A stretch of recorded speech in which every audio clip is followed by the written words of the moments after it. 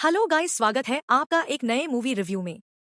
आज बात करते हैं प्राइम वीडियो के लेटेस्ट ब्लॉकबस्टर सीरीज मटका किंग की, जो आज 17 अप्रैल को प्राइम वीडियो पर रिलीज हो चुकी है। इस सीरीज में विजय वर्मा, कृतिका कमरा, साई ताम्हणकर और गुलशन ग्रोवर के साथ डायरेक्टर नागराज मंजुले की ये सीरीज आज रिलीज हो चुकी है, सारे एपिसोड्स एक साथ। क्या ये एक 960 एस बॉम्बे का गैम्बलिंग सागा केजीएफ जैसा मास एंटरटेनर बन गया, या सिर्फ एक एम्बिशियस बेट है? No major spoilers, full honest review के लिए वीडियो लास्ट तक देखना। लाइक करो, सब्सक्राइब करो, बेल आइकन दबाओ। चलो शुरू करते हैं। मटका किंग की स्टोरी सेट है पोस्ट इंडिपेंडेंस बॉम्बे में 1964 से 1975 तक। लीड कैरेक्टर ब्रिज भट्टी, विजय वर्मा, एक सिंपल कॉटन ट्रेडर है जो लेजिटिमेसी और रिस्पेक्ट चाहता है। एक दिन वो एक नई गैम्बलिंग गेम शुरू करता है। मटका, जो पहले सिर्फ अमीरों का खेल था, उसको कॉमन मैन तक ले आता है।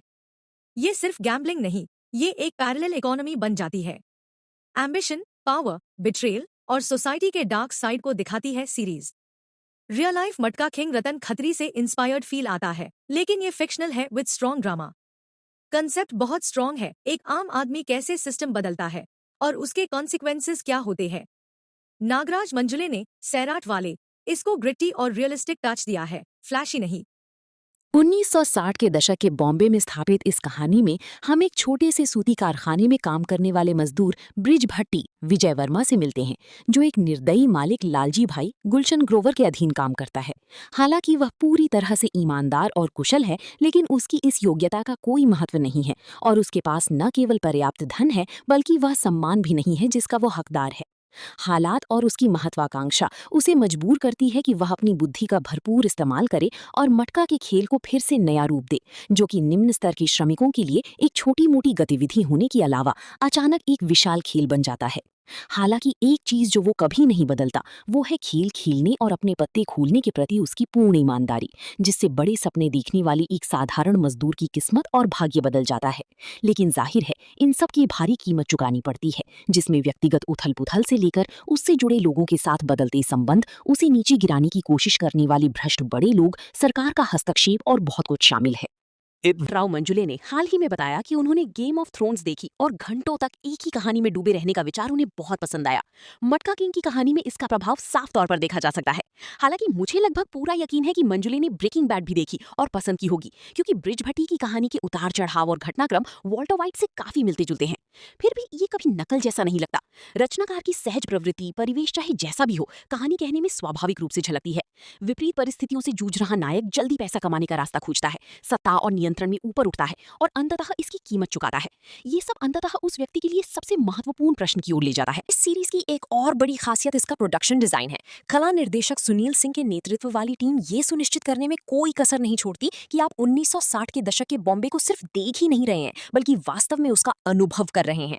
पुराने आयताकार कागजी नोटों से लेकर चमकदार पतलून, विंटेज बाइक और कारों तक हर छोटी से छोटी चीज को बारीकी से गढ़ा गया है। यहाँ तक कि पृष्ठभूमि में पड़ा एक फोटो फ्रेम या घर में सोफे की बनावट जैसी छोटी छोटी चीजों को भी सटीकता से बनाया गया है। ये सब मिलकर आपको उस युग में ले जाता है, न कि केवल उसे प्रस्तुत करता है। जबकि ये कहना गलत होगा कि मटका किंग में कोई खामी नहीं है। 5वें और 6ठे एपिसोड में इसकी गति काफी धीमी हो जाती है, खासकर तब जब कहानी एक ठोस शुरुआत के बाद चरम पर पहुंचने के लिए तैयार लगती है, लेकिन इसके बजाय धीमी गति से आगे बढ़ने लगती है। अगर निर्माता दूसरे सीजन की योजना बना रहे हैं, जैसा कि लगता है, तो ये तरीका कारगर हो सकता है, लेकिन फिलहाल ये आपके धैर्य की परीक्षा ले रहा है। साथ ही कई सवालों के जवाब न मिलना भी निराशाजनक है, न कि किसी रोमांचक मोड़ के रूप में, बल्कि उन किरदारों की कहानियों के संदर्भ में जिन्हें बड़े सस्पेंस के साथ पेश किया जाता है और फिर उन पर प्रभावी ढंग से दोबारा ध्यान नहीं दिया जाता। हालांकि इन सब बातों को कलाकारों के सामूहिक प्रदर्शन से काफी हद तक संतुलित किया जा सकता है। इस तरह का शो इस बात की याद दिलाता है कि कास्टिंग कितनी महत्वपूर्ण हो सकती है, क्योंकि इससे तुरंत फर्क पड़ता है। कृतिका कामरा सूक्ष्मता और बारीकियों के साथ दुख, आशा और स्वतंत्रता की खोज का एक सहज मिश्रण प्रस्तुत करती हैं। भूपेंद्र जाधव ने लाचू के किरदार में शानदार अभिनय किया है, जो अपने बड़े भाई की छाया से बाहर निकलने के लिए लगातार संघर्ष करता रहता है। किशोर कदम, भरत जाधव, गिरीश कुलकर्णी और जेनी लीवर जैसे कलाकारों ने विश्वसनीय प्रदर्शन किया है, जिससे कहानी में स्थिरता बनी रहती है। गुलशन ग्रोवर द्वारा अभिनीत लालजी भाई के किरदार से मुझे थोड़ी निराशा हुई।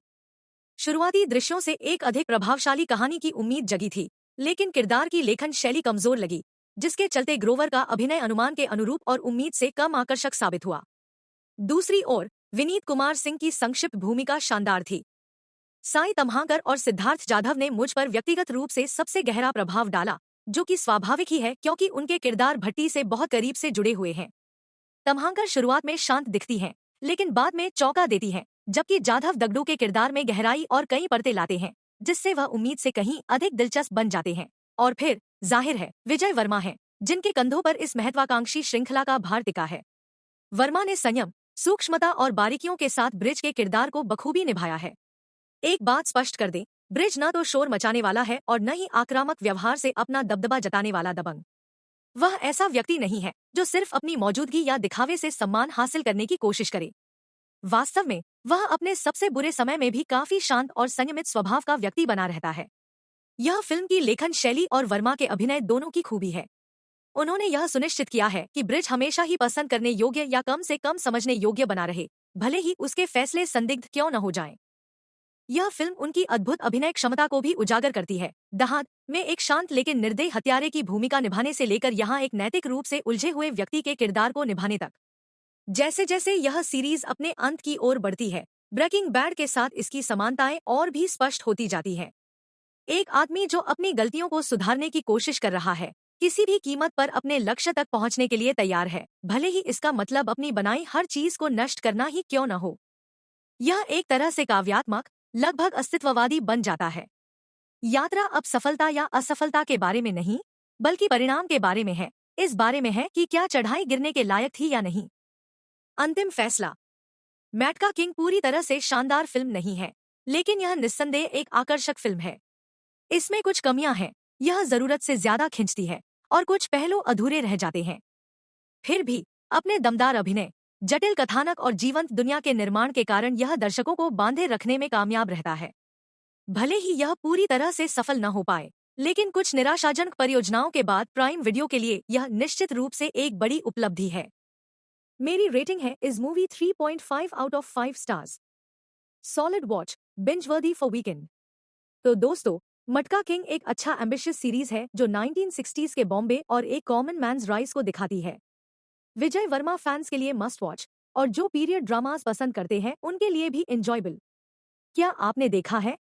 कमेंट में बताओ मटका किंग हिट है या मिस। नेक्स्ट रिव्यू में मिलते हैं किसी और एक्साइटिंग रिलीज के साथ। तब तक रिस्पॉन्सिबल गेमिंग याद रखना, गैम्बलिंग सिर्फ मूवीज में अच्छा लगता है। Like, share, subscribe. जय हिंद।